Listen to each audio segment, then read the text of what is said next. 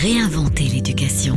Learning World, en association avec WISE, une initiative de Qatar Foundation.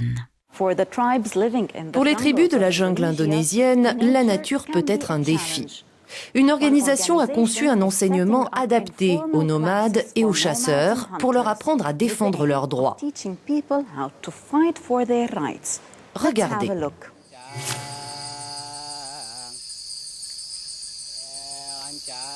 Ils vivent dans un coin retiré, au cœur de la forêt tropicale du sud de Sumatra. Les Orang Rimba sont un peuple nomade de chasseurs-cueilleurs. Ils luttent pour préserver leur mode de vie traditionnel.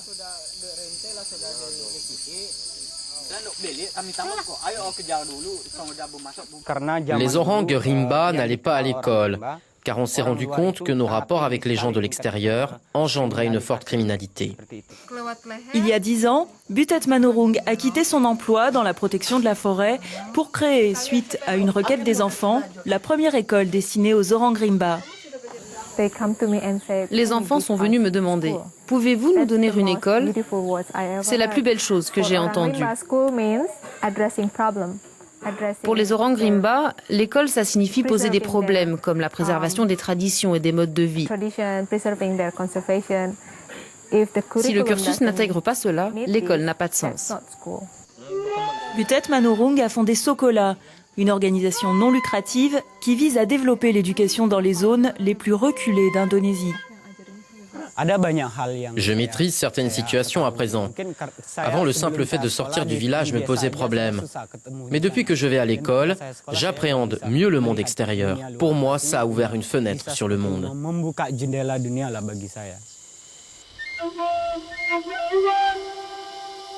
Il y a quelques années, le ministre de la Foresterie a classé les terres des Orang Rimba en parc national. Ils ont craint de devoir quitter le territoire et que les activités de subsistance comme la chasse et la pêche ne deviennent illégales. Manurung a alors mis en place des cours pour adultes, intégrant le plaidoyer et la défense du droit à la terre, cette terre que les Orang Rimba se transmettent depuis des générations.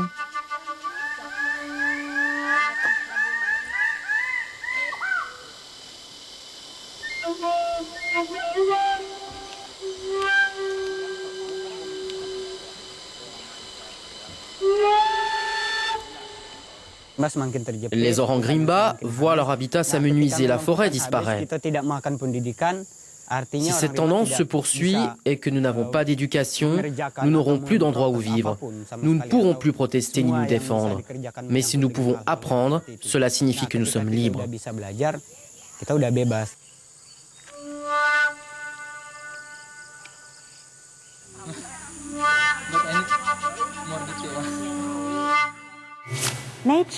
La nature a tant à nous apprendre. En Norvège, une école maternelle en plein air éveille les enfants aux plantes, aux animaux et à l'environnement dans un cadre idéal. Allons-y.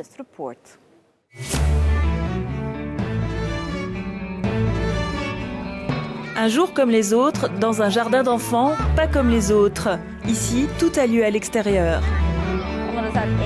Magnifiquement situé en périphérie de la ville de Tromsø sur le 70e parallèle du cercle polaire arctique norvégien, le jardin d'enfants extérieur de Tuseladen accueille depuis plus de 20 ans des élèves de 3 à 5 ans. Son approche pédagogique est très renommée. On adapte notre enseignement à chaque saison. Les activités sont très diverses et varient en fonction du temps, du climat et de la nature. Ce qui est logique quand on vit dans ce grand nord. Même s'ils se replient ou se reposent parfois sous la tente Sami, les enfants passent leur temps dehors. Ils partent souvent en montagne, préparant leur sac à dos, choisissant le matériel nécessaire, ce qui est déjà un enseignement en soi. Estimant que les enfants devenaient surprotégés, accros aux technologies, parents et enseignants misent ici sur cet enseignement à l'extérieur qui, selon eux, rend les enfants plus forts, plus endurcis, plus indépendants, mais aussi plus créatifs.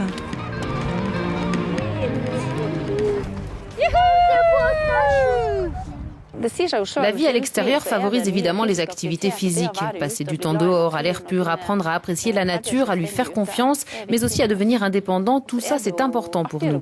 Et les randonnées n'en sont du coup que plus intéressantes. Ces maternelles en extérieur représentent plus de 10% des jardins d'enfants en Norvège. On y retrouve davantage d'enseignants masculins que dans d'autres établissements. À Tusaladen, 40% des professeurs sont des hommes. J'aime beaucoup travailler avec les enfants. Ça m'amuse. Et puis, j'aime aussi être dehors, proposer diverses activités tout au long de l'année, au gré de la météo. Les enseignants à Tusaladen pensent que les enfants ont besoin de repousser leurs propres limites pour développer des compétences physiques et mentales. Les jeux risqués en font partie, mais ils sont adaptés à chacun et supervisés par des adultes.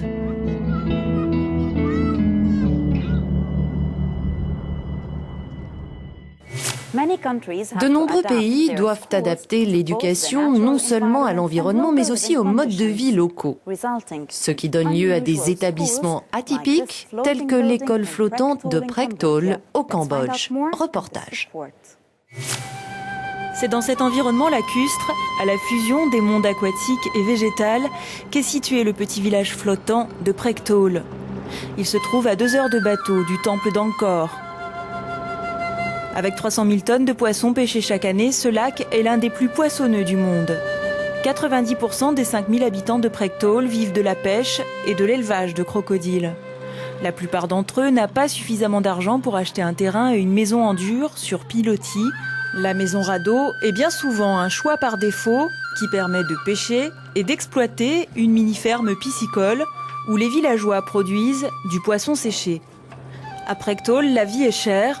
Hormis le riz, troqué contre du poisson, les matières premières sont acheminées par bateau.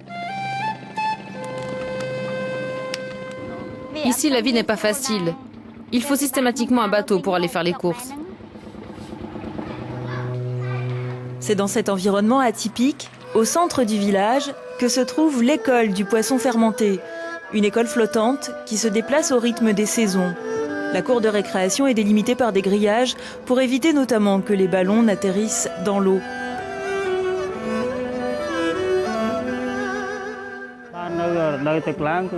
En novembre et en décembre, l'eau monte jusqu'au niveau de la maison, là-bas. Et la classe se retrouve proche du bâtiment en dur, au niveau de la cime des arbres. En décembre, l'eau monte de 6 ou 7 mètres. En octobre, novembre, elle peut monter jusqu'à 12 mètres. Dans ces conditions singulières, seuls quelques enfants sont scolarisés, mais à une condition, savoir nager.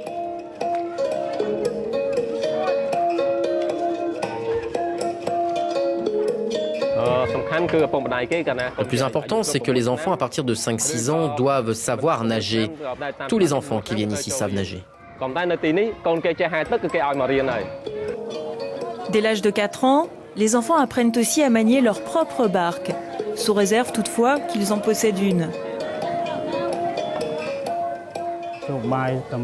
C'est très important d'avoir un bateau pour venir à l'école. Certaines familles n'ont pas les moyens de payer le transport à leurs enfants. Du coup, certains ne viennent qu'en saison sèche, quand l'école est accessible par la terre. Mais la saison sèche est aussi l'une des périodes les plus propices à la pêche et de nombreux enfants aident alors leurs parents. Selon le directeur de l'école, seuls 30 à 35% des enfants sont scolarisés. Les garçons quittent presque tous l'établissement en 6e pour devenir pêcheurs. Ceux qui restent suivent tant bien que mal le programme scolaire.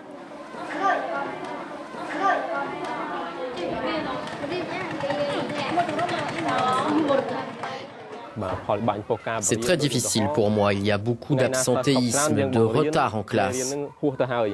Donc il faut revenir sans cesse sur les cours manqués, ce qui a un impact sur l'enseignement. Finir son programme en fin d'année n'est vraiment pas évident. Le manque d'effectifs, de moyens matériels et les très bas salaires versés aux professeurs, environ 30 à 40 $ par mois, conduisent au cumul des fonctions. Difficile dans ce contexte, pour les enfants qui le souhaiteraient, de sortir la tête de l'eau. Voilà, c'était la dernière émission de la saison, mais Learning World revient avec une nouvelle formule. À très bientôt. Learning World, en association avec WISE, une initiative de Qatar Foundation.